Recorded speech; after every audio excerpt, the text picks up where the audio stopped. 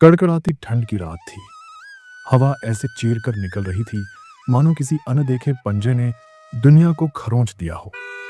सड़क के मोड़ पर बने पुराने चाय की दुकान से भाप उठ रही थी और उसी भाप के पास दो दोस्त बैठे थे, बबलू और रोहित।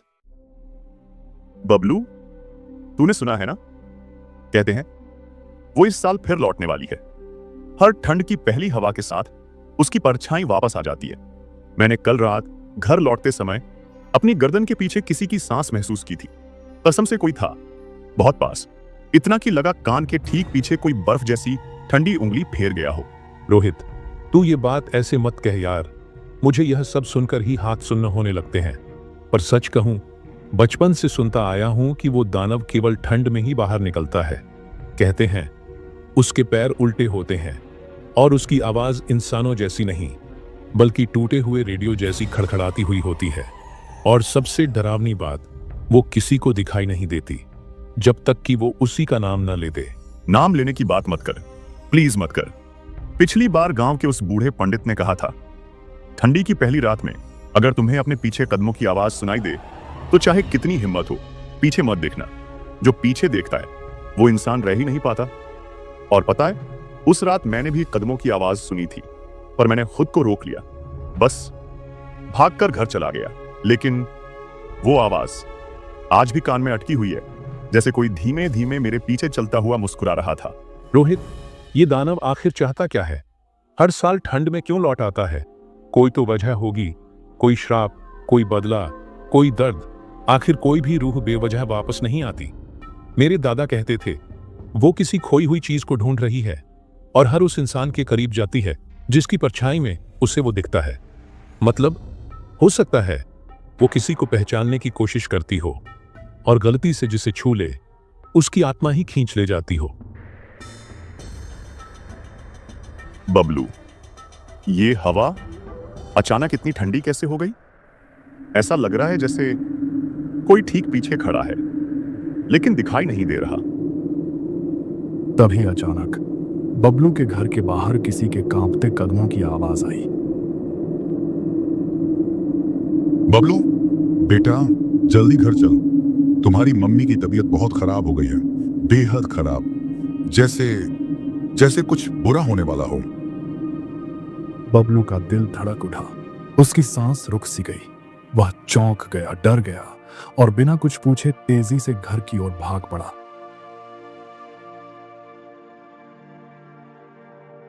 मां, क्या हुआ तुम्हें? कौन आया था?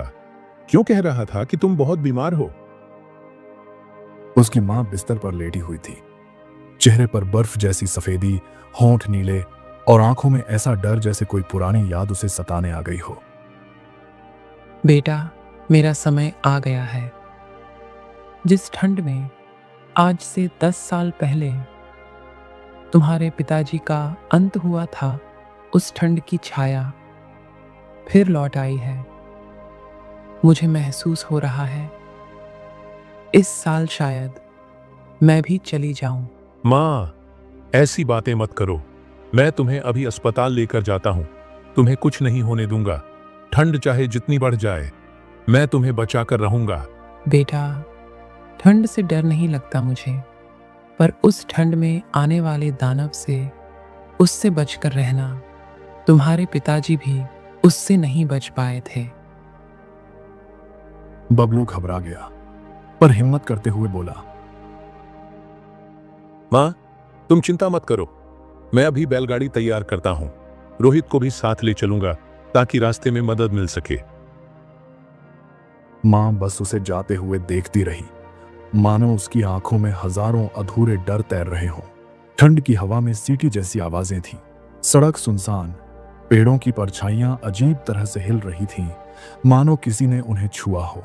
रास्ते में एक बूढ़ा आदमी फटे कोट में सामने आकर रुक गया।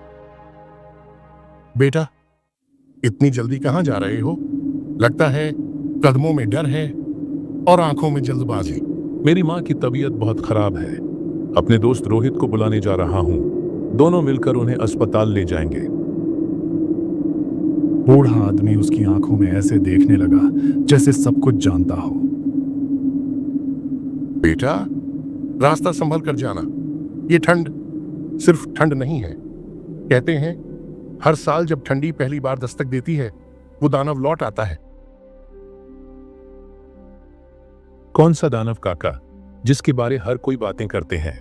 जो 10 साल पहले तेरे पिताजी को और उससे पहले आधे गांव को निगल चुका है, जिसके पैरों के निशान कभी मिटते नहीं और जिसकी तलाश हर ठंड में किसी नए इंसान की होती है।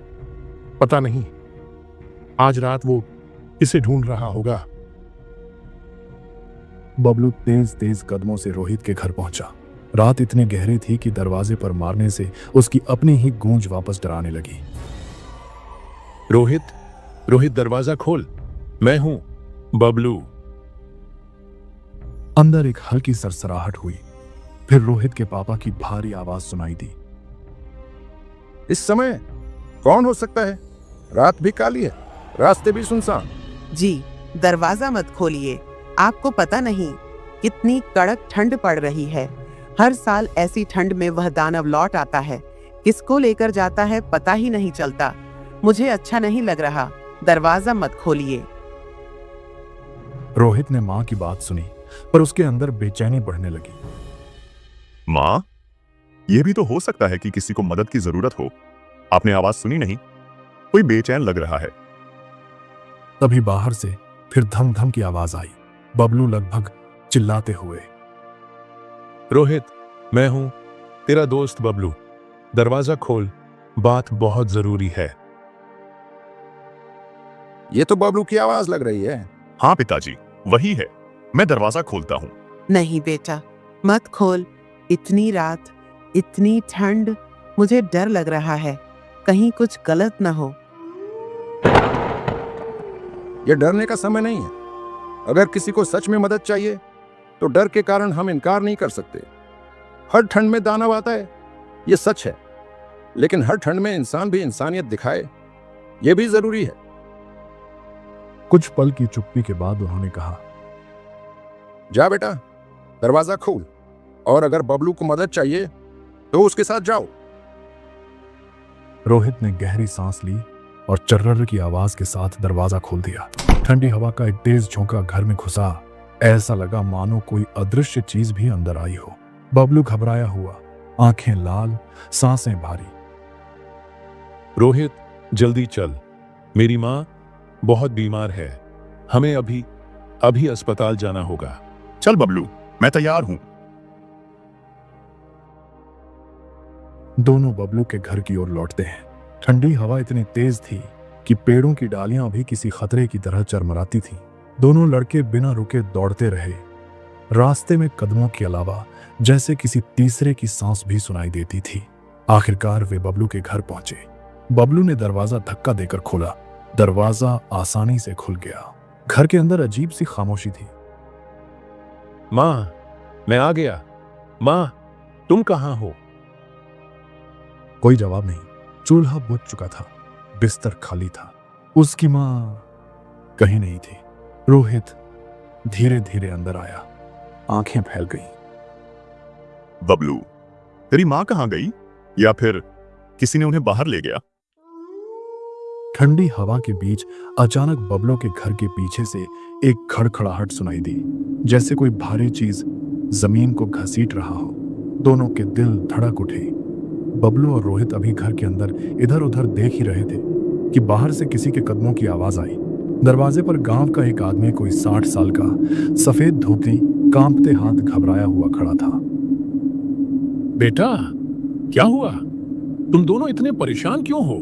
रात भी गहरी है और ठंड में तुम्हारे घर के दरवाजे खुले हैं। काका जी, मेरी माँ कहीं नजर नहीं आ रही है। वह तो अभी इसी कमरे में थी। मैं बस रोहित को बुलाने गया था और जब वापस आया तो माँ वो गायब है। गांव वाले काका का चेहरा सफेद पड़ गया। उसने एक कदम पीछे किया, मानो कोई बहुत बुरी आशंका उसके अंदर से टकराई हो। अरे, यह क्या हो रहा है हमारे गांव में? मैं खुद भी अपनी बकरी को ढूंढ रहा हूं। मेरी बेटी राधा कह रही थी कि कोई बड़ी लोमड़ी आई थी और उसे लेकर चली गई। मैं तो उसी को ढूंढता यहां आया हूं। ठंड का मौसम है, लोमड़ी आना जाना करती है। पर तुम्हारी मां की बात सुनकर दिल कुछ और ही कह रहा है। एक पल के लिए हवा खामोश हो गई, जैसे हवा भी डर गई हो। अब क्या करेंगे बबलू? कहां ढूंढें? किस दिशा में जाएं? बेटा, एक बात मैं बताने से डर रहा था, पर अब समय आ गया है। यह लोमड़ी नहीं है, न बकरी का मामला है, न तेरी मां का अचानक गायब होना साधारण है।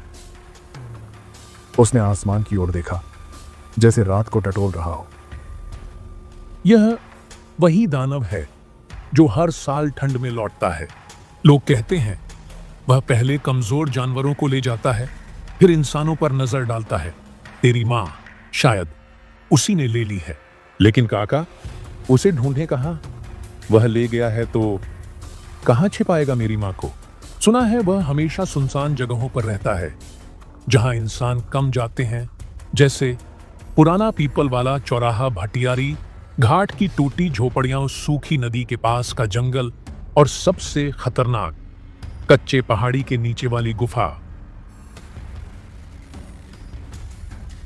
हमें इन सब जगहों पर जाना पड़ेगा बेटा। तेरी मां जिंदा है तब तक ही, जब तक दानव उसे देख रहा है। चाहे जैसे हो, हमें ढूंढना ही पड़ेगा। काका जी, देर ना करें, चलो जल्दी, अभी चलते हैं।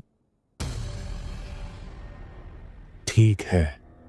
तीनों बैलगाड़ी में बैठते हैं और ठंडी हवा से लड़ते हुए उन जगहों की तरफ निकलते हैं। पर याद रखना बेटा, इस रात जो चीजें दिखती नहीं, वही ज्यादा खतरनाक होती हैं। तीनों, बबलू, रोहित और गांव का बूढ़ा आदमी, बैलगाड़ी में बैठकर तेजी से गांव पार करते चले जा रहे थे। गांव खत्म होते ही एक छोटा सा घना जंगल शुरू हुआ। पेड़ों की टहनियां ठंडी हवा में ऐसे हिल रही थीं जैसे जंगल खुद फुसफुसा रहा हो। बैलगाड़ी खड़खड़ करती हुई जंगल के बीचों बीच चल रही थी। अचानक सामने एक काई लगी। टूटी दीवारों वाली पुरानी बांग्ला हवेली दिखाई दी। रुको, मुझे किसी के चलने की आवाज आई। उन्होंने चारों ओर देखा, पर कोई दिखाई नहीं दिया। यह घर दसियों साल से बंद पड़ा है। यहां तो कोई आता जाता तक नहीं। दानव की अगली चाल हो सकती है बेटा, संभल कर चलो। चलो, कहीं ना कहीं बबलू की मां यहीं होगी। दानव उन्हें यहीं लाया होगा।